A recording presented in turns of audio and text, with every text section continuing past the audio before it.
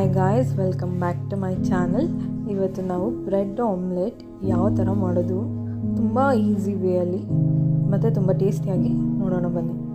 So first ಕಸ್ತೂರಿ ಮೇಥಿ, ಶುಂಠಿ ಬೆಳ್ಳುಳ್ಳಿ paste 1 tea spoon, tomato, ಈರುಳ್ಳಿ ಎಲ್ಲ ಒನ್ ಸೈಜು, ಸೊ ಕೊತ್ತಂಬರಿ ಸೊಪ್ಪು ಮತ್ತು ಹಸಿಮೆಣಸಿನ್ಕಾಯಿ 10ರಿಂದ 12.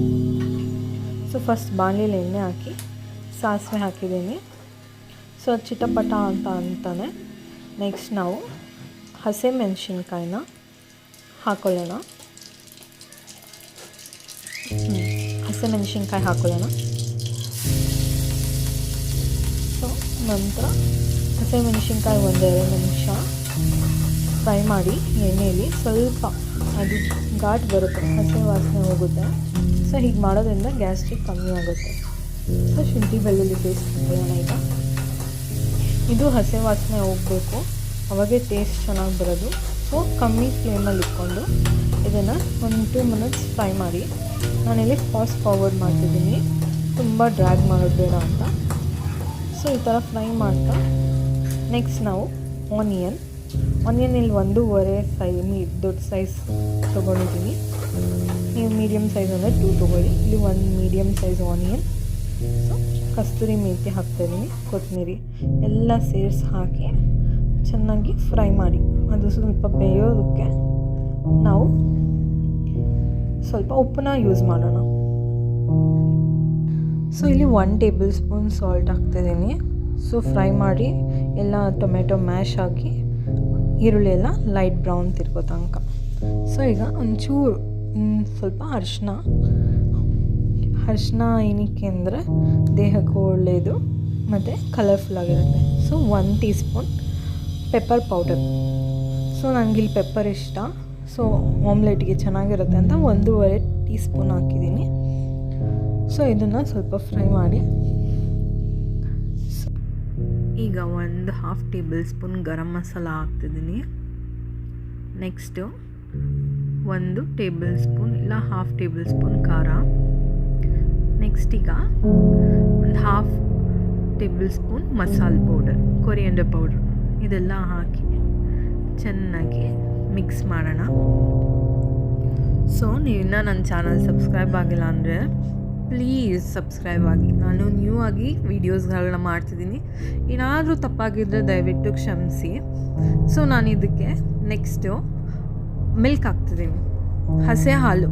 ಯಾವಾಗಲೂ ಕಾಯಿಸಿರೋದಕ್ಕಿಂತ ಹಸೆ ಹಾಲು ಯೂಸ್ ಮಾಡಿ. ಈ ಹಸೆ ಹಾಲು 3 ಟೇಬಲ್ ಸ್ಪೂನ್ ತೊಗೊತಿದ್ದೀನಿ. ನಾನಿದು 1 ಡಜನ್ ಮೊಟ್ಟೆಗೆ ಹಾಕ್ತಾಯಿದ್ದೀನಿ, ಆಯಿತಾ. ಸೊ ಇದು ಚೆನ್ನಾಗಿ ಮಿಕ್ಸ್ ಮಾಡಿ ಇದು ಇಮ್ಮರಬೇಕು, ಆಯಿತಾ. ಈ ಇಮ್ಮರೋ ಅಷ್ಟರಲ್ಲಿ ನೀವು ಬೇಕಂದರೆ ಎಗ್ಸ್ 12 ಮೊಟ್ಟೆ ಚೆನ್ನಾಗಿ ಬೀಟ್ ಮಾಡಿ. ನೀವು ಎಷ್ಟು ಬೀಟ್ ಮಾಡ್ತೀರಾ ಅಷ್ಟು ಅದು ಫ್ಲಫಿನೆಸ್ ಬರುತ್ತೆ ಮೊಟ್ಟೆ. ನೀವು ಚೆನ್ನಾಗಿ ಬೀಟ್ ಮಾಡ್ದಿರ ಹಾಕಿದ್ರೆ ಬೇಕಂದ್ರೆ ಒಂದ್ಸಲಿ ಟ್ರೈ ಮಾಡಿ. ಅದಷ್ಟೊಂದು ಉಬ್ಬಿದ್ರೇ ಏನೋ ನೋಡೋಕ್ಕೆ ಚೆಂದ ಅಲ್ವಾ. ಸೊ ನಾನಿಲ್ಲಿ ಬ್ರೆಡ್ ಟೋಸ್ಟ್ ಮಾಡ್ತಿದ್ದೀನಿ, ಆಯಿತಾ, ಆಯಿಲ್ ಹಾಕಿ.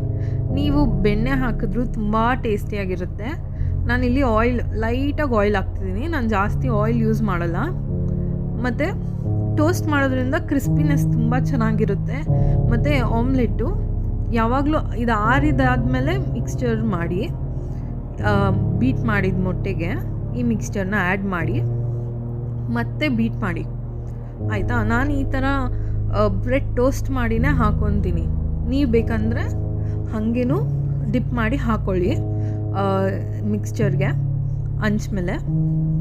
ಸೊ ನಾನಿಲ್ಲಿ ಡಬಲ್ ಸೈಡ್ ಹಾಕ್ಕೊಂಡು ಡಬಲ್ ಸೈಡನ್ನು ನಾನು ಟೋಸ್ಟ್ ಮಾಡ್ತಿದ್ದೀನಿ. ಇದರಿಂದ ತುಂಬ ಟೇಸ್ಟಿಯಾಗಿರುತ್ತೆ. 2 ಸೈಡ್ ಆಮ್ಲೆಟ್ ಆಗಿರುತ್ತಲ್ವಾ, ಆಮ್ಲೆಟ್ ಮಿಕ್ಸ್ಚರು. ಸೊ ಎಗ್ ಇರುತ್ತಲ್ವಾ ಅದಕ್ಕೆ.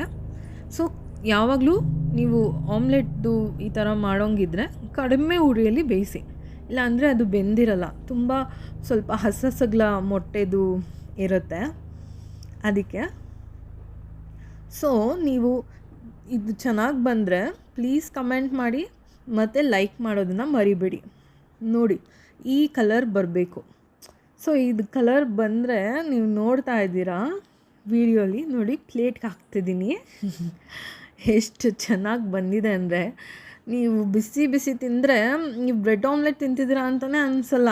ಎಲ್ಲರೂ ಏನು ಮಾಡ್ತಾರೆ ಅಂದರೆ 2 ಪೀಸ್ ಬ್ರೆಡ್ಡು ಸಪ್ರೇಟಾಗಿ ಟೋಸ್ಟ್ ಮಾಡಿಕೊಂಡು ಅದ್ರ ಮಧ್ಯ ಆಮ್ಲೆಟ್ ಹಾಕಿ ಮೊಟ್ಟೆ ಹಾಕಿ ಆಮ್ಲೆಟ್ ಮಾಡಿ ಅದ್ರ ಮಧ್ಯ ಇಟ್ಟು ಕೊಡ್ತಾರೆ. ಅದಕ್ಕಿಂತ ಈ ಥರ ಟ್ರೈ ಮಾಡಿ ಮತ್ತು ಎಂಜಾಯ್ ಮಾಡಿ. Thank you for watching. Have a nice day.